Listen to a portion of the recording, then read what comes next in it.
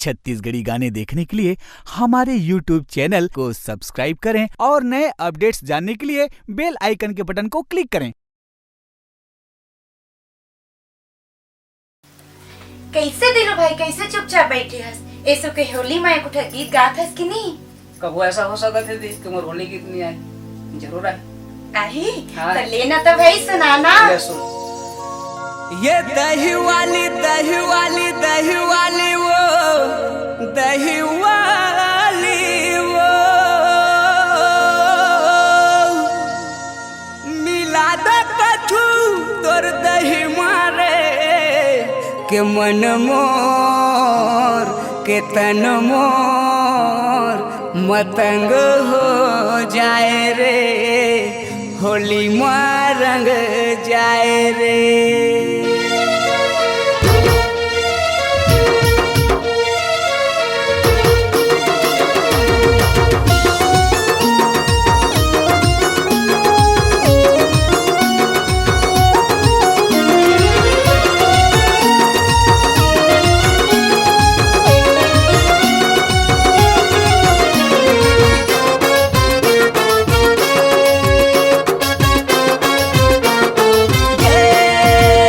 टमकावत गली मजा थे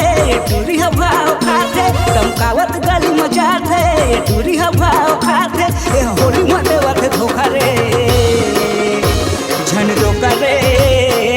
रोका मोला रे दही वाली मोला भारी लाइन देते, झन रोका मोला रे दही वाली मोला रंग लगावन देते। टमकावत गली मजा थे टूरी हवाओ खाते, टमकावत गली मजा थे टूरी हवाओ खाते होली में देवत धोखा रे,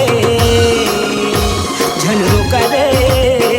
रोका मोला रे दही वाली मोला भारी लाइन देते, झन रोका मोला रे दही वाली मोला भारी टाइम देते।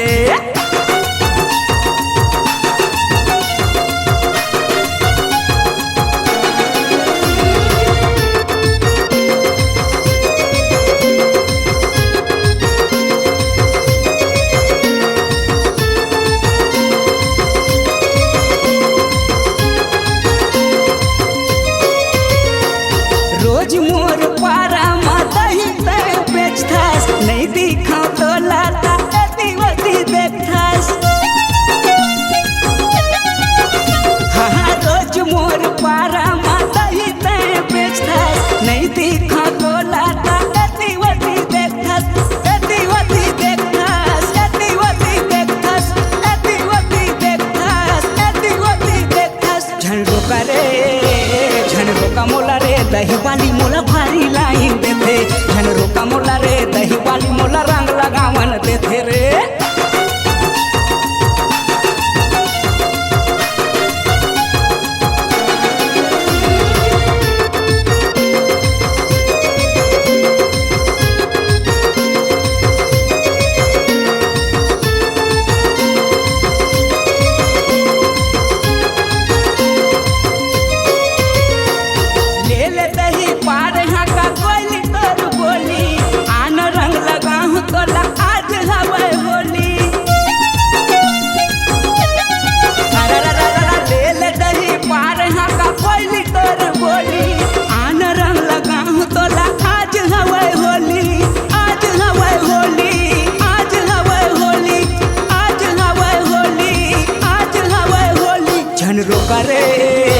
झन रोका मोला रे दही वाली मोला भारी लाइन देते, झन रोका मोला रे दही वाली मोला रंग लगावन देते। टमकावत गली मजा थे टूरी हवाओ खाते, टमकावत गली मजा थे टूरी हवाओ खाते होली में देवत धोखा रे, झन रोका मोला रे दही वाली मोला भारी लाइन देते, झन रोका मोला रे दही वाली मोला रंग लगावन देते। टमकावत गली मजा थे टूरी हवाओ खाते, टमकावत गली मजा थे टूरी हवाओ खाते होली में देवत धोखा रे, झन रोका मोला रे दही वाली मोला भारी लाइन देते, झन रोका मोला रे दही वाली मोला रंग लगावन देते, झन रोका मोला रे दही वाली मोला भारी टाइम देते, झन रोका मोला रे दही वाली मोला रंग लगावन देते, झन रोका मोला रे दही वाली मोला भारी लाइन देते।